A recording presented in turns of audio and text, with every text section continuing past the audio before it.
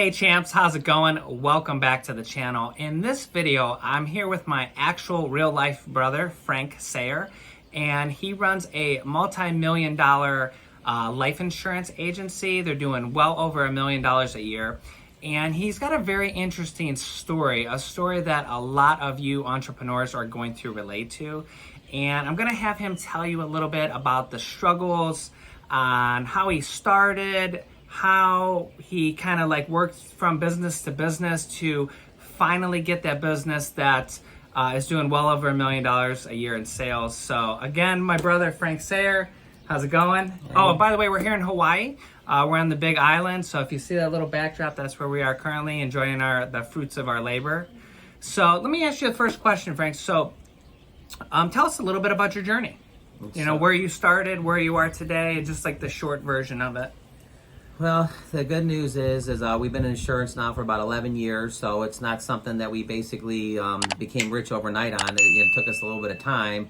But where we started, I mean, back in the day, in my 20s, I was driving pizzas, I was driving limos, I was serving tables, doing all kinds of different things, working for ADT Home Security Systems, Verizon Wireless. So I did a lot of different jobs and stuff like that to kind of get to the point where I needed to with insurance. And the thing with insurance, when I got started, it was just kind of one of those kind of things. You had to kind of find somebody who's a mentor, find somebody who was doing better than you and kind of copycat them.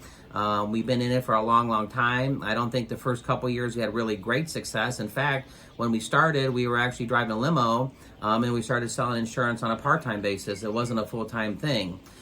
With that being said, then eventually we moved into full-time. A lot of things that I would say is you have to read books.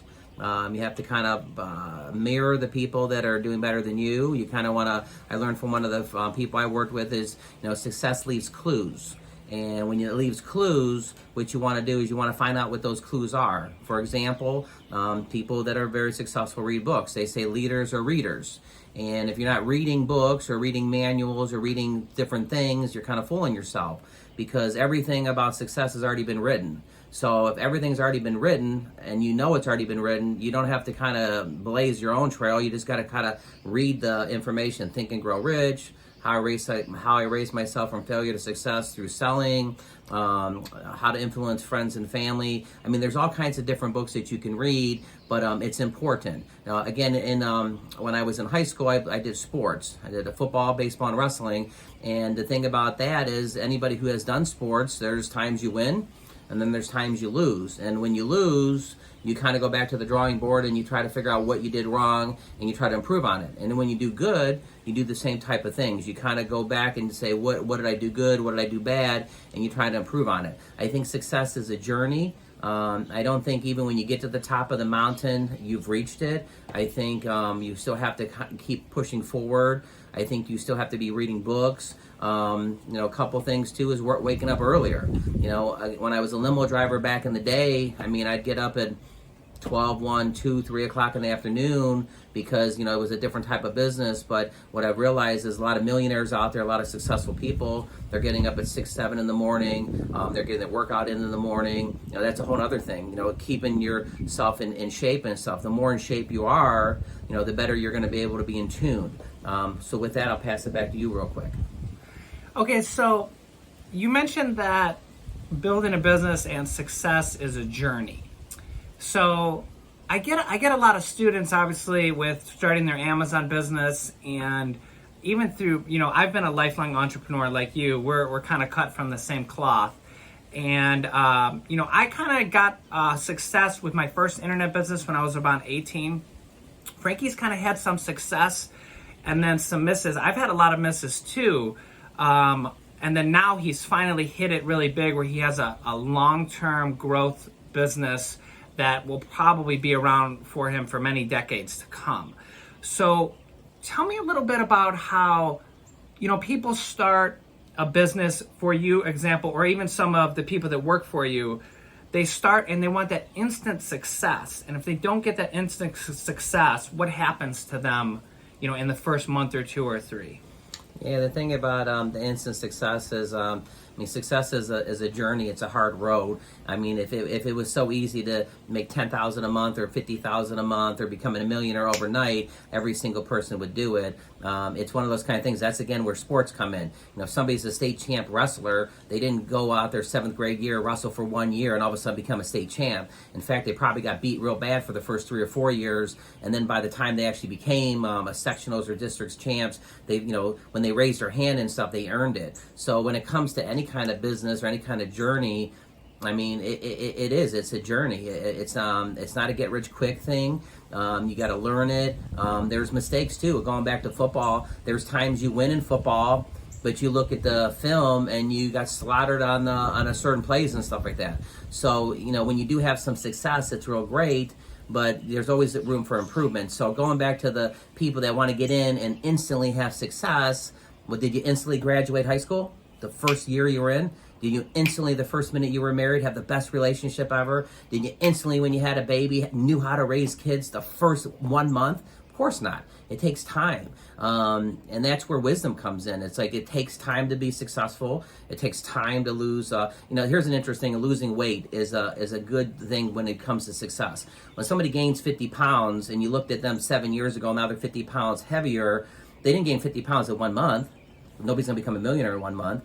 They gain 50 pounds over 5 or 6 or 7 years. And then they gain 3 or 4 pounds, a year, and 3 pounds over 10 years is 30 to 50 pounds.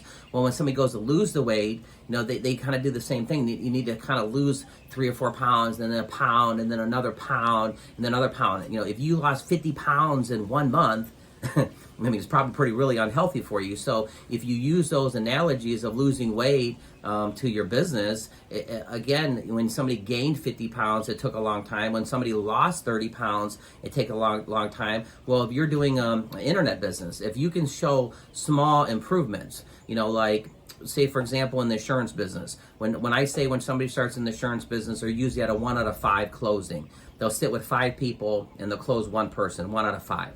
That's 20%. Then eventually they get better at their skill set and they become a 1 out of 4.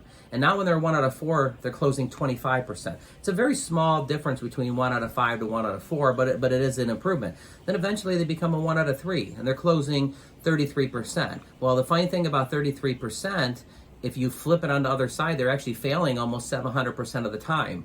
And in baseball, if you bat 300, you're in the All-Stars. Well, again, I was 1 out of 5, and then the person was 1 out of 4, then the person became 1 out of 3. And then they're an All-Star. Well, then they're an All-Star. Well, in insurance sales, eventually you can get to be 1 out of 2, and you're closing 50%. And my best reps that I have with me are probably closing 2 out of 3 times they meet with somebody, 65, 66%.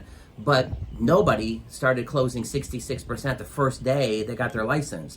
So in the internet business, in real estate, in raising children, and anything, it takes time. Now the nice thing is every successful concept is already out there. It's already out there in books. It's already out there in videos. It's already out there in, listening to a mentor. Like I know Jimmy's basically teaching his students on how to do certain things. I've been watching some of his videos. He's very detail oriented. But again, success is not something that you just get when you wake up. A lot of times people want, you see all these things, oh, drink this and you lose 10 pounds.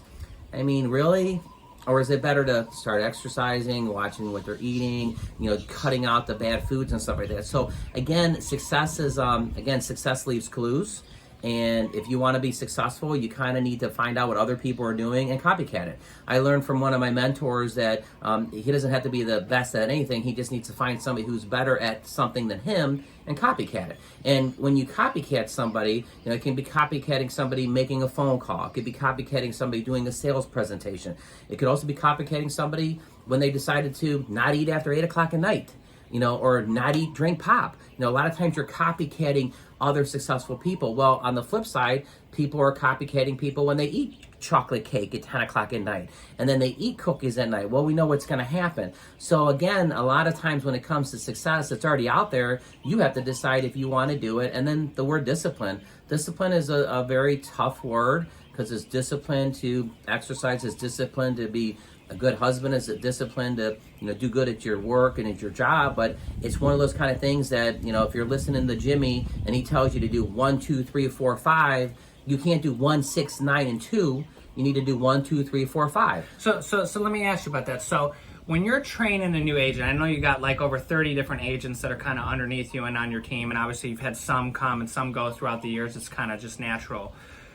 What determines if someone's going to be successful or not from the beginning? Now, because the reason I relate this is because it's not just about insurance, it's not just about an Amazon business. Is what I have noticed is that these kind of things on if you're going to be successful as selling insurance, if you're going to be successful at selling at Amazon, they all have a common core theme. So when you're training somebody new and somebody new is coming on your team, what makes somebody successful and what makes somebody fail? Well, I mean, there's a lot of things you can kind of gauge it when I'm training an agent. Like, we kind of know from the get-go when somebody shows up late every single day to work. If they're showing up late for work, they're showing up late for the appointments, they're showing up late for this, they're showing up late for this. Showing up late is not a good sign for anything. So I think at the beginning, I always say it's heart, how bad the person wants it. Again, going back to sports and stuff like that, there was a playbook that we had to learn the plays, and I was also in the service. So in the service, they kind of tell you exactly how to succeed and stuff like that. I think one of the biggest things is the person teachable, is the person coachable. Being teachable and coachable is very, very important when it comes to being successful. And it's not, well, I did it for 10 seconds and it didn't work. Again, going back to this scenario, most people close 1 out of 5, and then eventually they close 1 out of 4, and they eventually close 1 out of 3. That is not a 3-day thing. That could be over 6 to 12 months. Somebody in month 1 could be closing 1 out of 5, and by month 12, they could be closing 1 out of 3 or 1 out of 4. So let me ask you this. So from when somebody starts, okay, when you started or when somebody else starts and they're on your team at the very beginning, how much different is that compared to a year later if they've been selling for a year? Like, how much better are they a year later? A lot of it is how much better are they? I mean, on a percentage, maybe they're 30% better, 35% better. I always say in insurance business, the first year is the toughest. I think that's probably like it how the internet business too. The first year is the toughest because you don't know this and you don't know that, and you got to learn all these different things, and you got to learn this and you got to learn that. Now, a year later, 80% of those things you already know. So a year later, you only have to focus on the 20% that you need to get better at. So when it comes to the insurance salesperson, we always say the first year is the toughest. If you can make it through the first year, you're probably going to make it. So on your people that fail, so let's just say there was 100 people that failed. How many of them quit within their first year? 100 of them, I mean, I would say half of them quit probably in the first 90 days. Wow. Because a lot of times success is a tough thing. I mean, again, the word discipline comes into play. But, anytime somebody's doing a new venture, there's growing pains. There's things you have to learn, and it's uncomfortable. If you find an athlete who's been playing for 10 years, he's probably pretty good, but the rookie is going to have a harder time because he's a rookie and stuff. So I kind of think a lot of times I tell my agents or people I'm working with, it's mindset. What you put in your mind is going to come out. I mean, if you think you can or you think you can't, either way you're right. Listen to that again. If you think you can or you think you can't, either way you're right. People don't realize how true that is. Yeah. I mean, it's just like if you haven't had success yet with your own business, people don't realize how true that is. One of the things, too, is sometimes you have to trick yourself. So I have this little saying, James Bond. You're in the movie theater, and it's the first 3 minutes of the movie, and James Bond's car's going in the air, and it's getting ready to crash, and you say, oh my God, James Bond is going to die. But then you go, wait a minute, the movie is an hour and a half long, it's only the first 10 minutes. And you kind of say, there's no way he's going to die. And then he doesn't die. Well, if you pretend you're James Bond for the first year, and no matter how tough it gets, you just kind of keep listening to your mentors and kind of keep listening to your coaches instead of getting all stressed out like, oh, this is hard. Listen, it's going to be hard. Of course it's going to be hard. If success was easy, everybody would be successful. Okay, so let me ask you that. So of your people that are successful and of people that you've seen fail, because throughout the years, you've probably seen hundreds, okay? How much does effort have to play in it? For example, if someone wasn't that great, but they consistently went out and worked 5 or 6 days a week, every single week, and they consistently just put in the effort, How important is that compared to just raw talent? Like they're just great at sales. How important is effort? Showing up is so important, just showing up. We teach people to just show up, just be here, do what the other people that are doing. That what happens is there's a tendency when somebody wants to quit, they'll start not coming to the trainings, they'll start not plugging into the webinars, they'll start not plugging into the different Zoom calls or the different things that are going on. Showing up is half the battle. If you show up, and then also having a good attitude. If you have a good attitude and you show up, and then you also factor in you got good teachers or good mentors, again, showing up is so important. Talent is important too, but having the effort, again, it's kind of like being a wrestler. It's like, the guy who's showing up for practice and, getting beat. I remember in the wrestling room, I wanted to get beat by all the kids that were heavier or better than me, because if I got beat in the wrestling room, then when it came time to Friday night, maybe most of the time I would win. So it's the same type of thing. I mean, if you're getting beat out there with learning this and that, it does get easier. It does get a lot not as hard for yourself, but I do think the first year is the toughest. Well, probably the first 90 days is the toughest of the toughest, because you're trying something completely new. Okay, so what would be your advice that you would give to a new entrepreneur that wants to start a business, whatever the business is? Because I feel like a lot of businesses, it's the same path to success, no matter what. If it's selling insurance, if it's selling on Amazon, if it's starting your own internet business, what would be your advice to a brand new entrepreneur? Well, quitting. Winners never quit and quitters never win. You can't quit when you get started. If you're going to quit, just don't get started. But I'm of the belief if I'm going to start something, I'm going to finish it.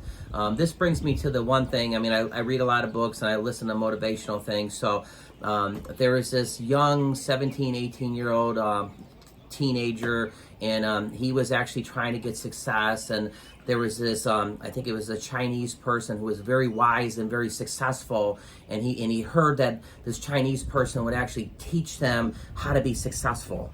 So he had to march up to his house one day, and he told the person that he wanted to learn about success. And the mentor, he didn't know he was a mentor at the time, says, okay, follow me down to the lake. I'll meet you tomorrow at this time, and we'll go down to the lake and bring swimming gears. I'm like, okay. So they go down to this lake, and there's the person who's teaching the young person and the 17-year-old, and maybe this person's 50 or 60 years old, and they're talking, and it says, so you want to be successful? And the 17, 18-year-old says, oh, yes, I want to be successful. And says, how bad do you want to be successful? Oh, I really want to be successful. And they're going back and forth and stuff. He says, okay, well, I need you to turn around. And he put his hands on his shoulders. He says, now this is going to be a little uncomfortable, but this is going to teach you about success.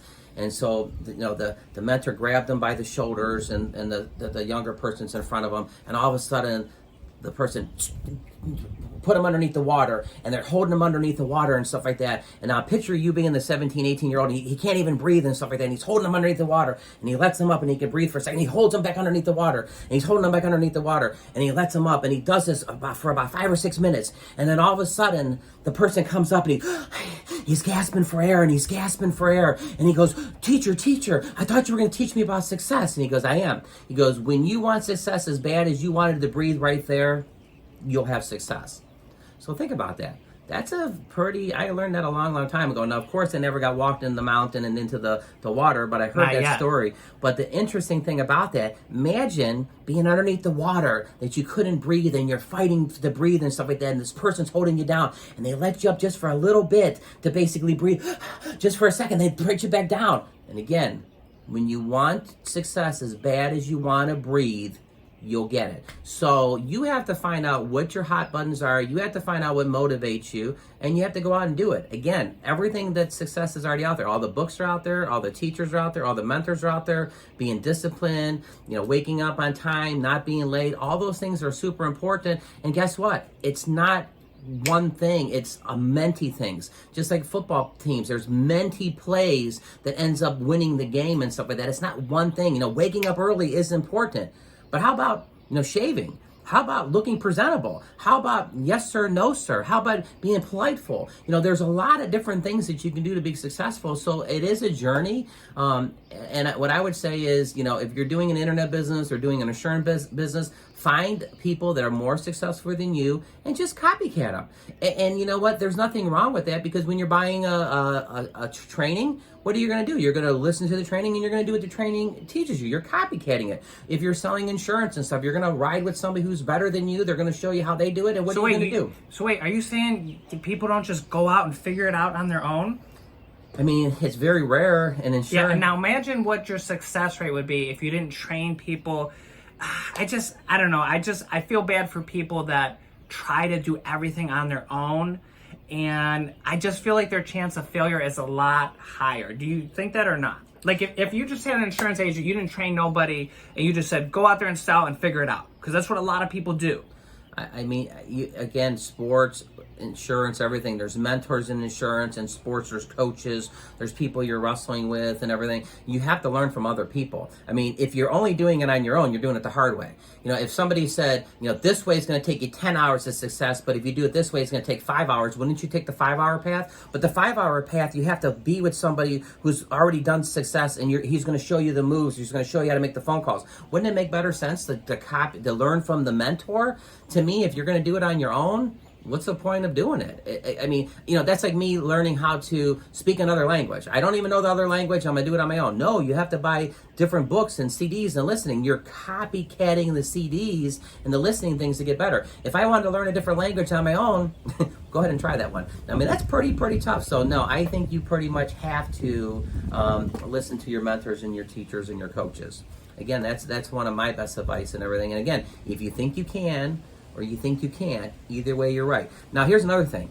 Relatives, family members, brothers, sisters, negative people, they indirectly, people you want to succeed and other people may not want you to succeed. And what I mean by that is you'll go talk to your uncle and your uncle says, oh, that's never going to work, I wouldn't do it. And you buy into their belief. But then you have a mentor who's doing it, who's willing to share with you. Then you go talk to your coworkers, and your coworkers say, oh, that's not going to do it. Well, your coworkers don't want you to succeed, because if you succeed, you're going to leave the job, and then you're going to leave them back at that job. Funny thing is, when you do succeed and you go back 5 years later, those people that told you that it wasn't going to work are still going to be at that job. Okay, so the funny thing is, a lot of times you'll check the temperature of the water, what other people think.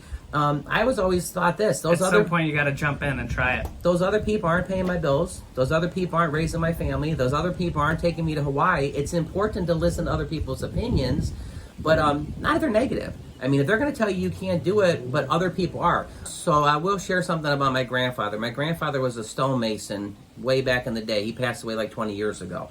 And my cousin Fred has told me this, and my mother has told me this, that my grandfather was very successful. But he had a saying. He said, if another man could build a stone patio in 10 days, maybe it would take him 12 or 13, but he could do it. If another person could build a chimney in so many days, he could do it too. And what he believed was, if somebody else could do it, he could do it. Well, if somebody else can sell insurance, then you can do it. If somebody else can do an internet business, then you can do it. Now, the nice thing is you have mentors and teachers and coaches to help you along the way. But those negative influences, those negative people that want to tell you you can't do it, a lot of times they don't really want you to succeed. They don't want you to have success, because if you leave the circle and you become successful, you're not going to be around with everybody who's complaining that they don't have enough money and complaining that they're not in shape and complaining about this. So it's better to listen to figure out who you want to be and what you want to do, find the people that do that, and copycat it. I mean, it's a very easy thing, but it's not an instant success. You don't just open up the thing, pour water, drink it, and you're successful.